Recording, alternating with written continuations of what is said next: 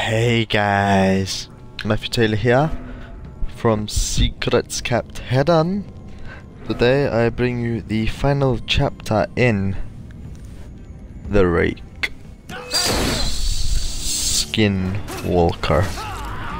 Part 3. Let us conclude.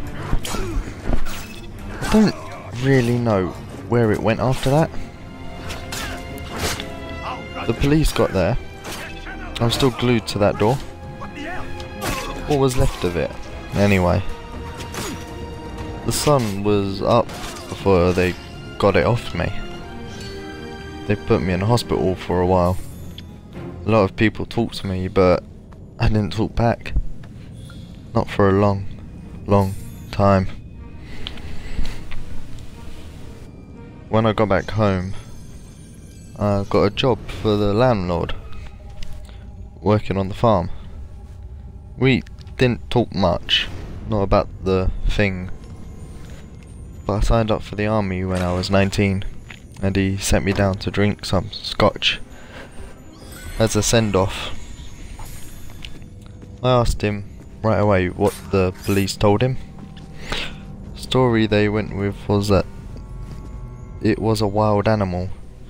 Probably a wolf or maybe a deer that had migrated north.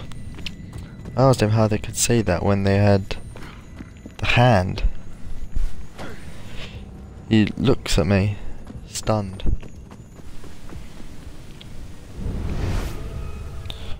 He told me that that hand never made it back to the police station. The cop that had it in his car wrecked, drove into a tree, died on impact. That hand was never found. Probably taken away by an animal, or maybe from the owner of the hand. The cops, when they would acknowledge the hand existed at all, it was simply the paw of a bear that looked a human hand. I never talked to the landlord again. He went missing when I was in basic. Never found him. They said he owed some people some money and just ran away, but I don't think it's that simple. I never went back into those woods. Wouldn't even if the whole goddamn US Army at my back went in with me. That was a lie. When my mother died, I don't think my father had anything left, and that he might as well settle old scores. He went into those woods, he never came back. FBI was called. They did a show for everyone involved, but I knew that they weren't really looking. I had to get one drunk and then slip him a few 50s before he finally told me that they get a few calls about those woods every year, but someone up and vanishing. That was all he wanted to tell me before he got up and left with the rest of them. The only thing he left that he never said out loud was what he wrote onto a napkin. The Rake. That's what he wrote on the napkin.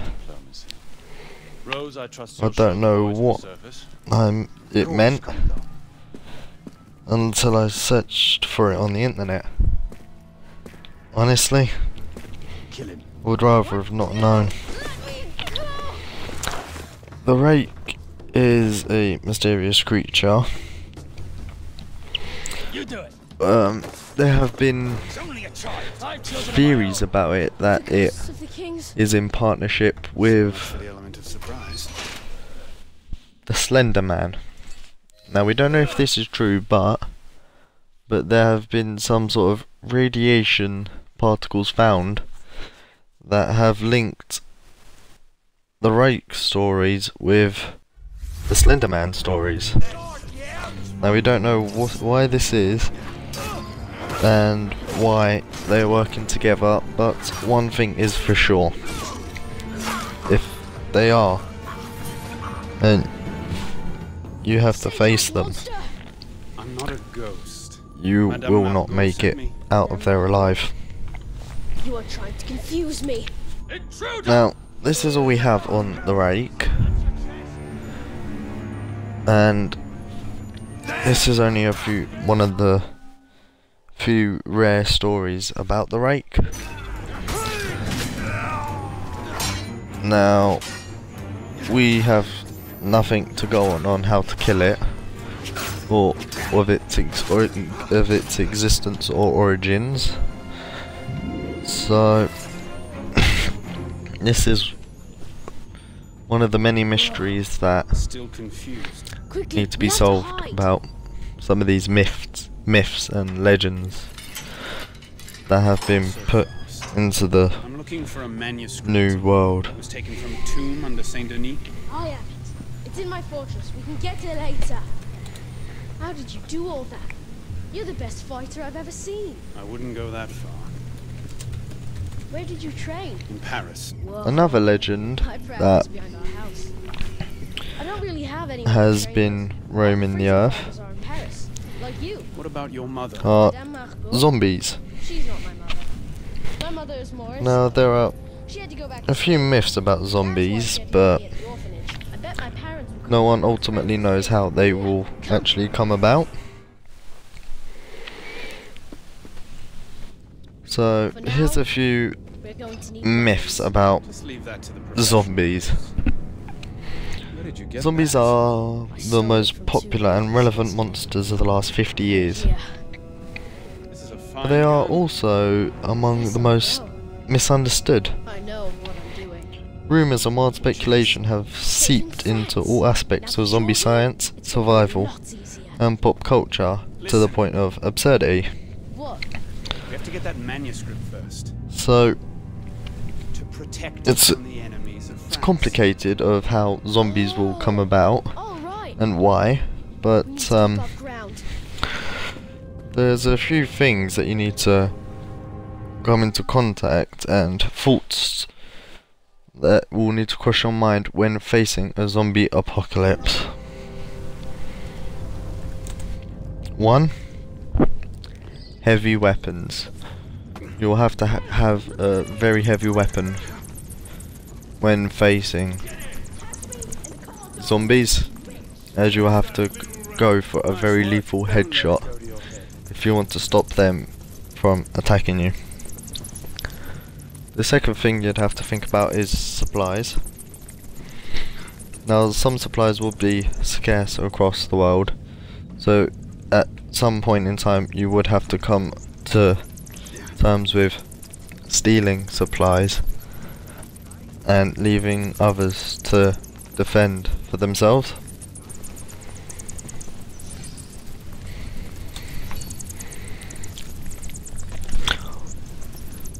Two other things that you'd have to cross your mind is a safe haven that you'd have to stay in or set up, so you have a chance for you and your surviving group or yourself to be able to live in without a fear of zombies actually trying to get you or kill you. And the final thing is living in groups, because if there's a horde of zombies but there's only you and you try to take them on, you will ultimately die. But if you're in a group and you're facing them, you've got a higher chance of survival, as there'll be more of you to take out more of the zombies. And teamwork is the most important thing to watch out for when working in a group against a giant horde of zombies, as one false move and you or your entire group could die. That's all we got time for today. Check out the other videos, please subscribe, leave a thumbs up, comment below. See ya later, guys. Bye.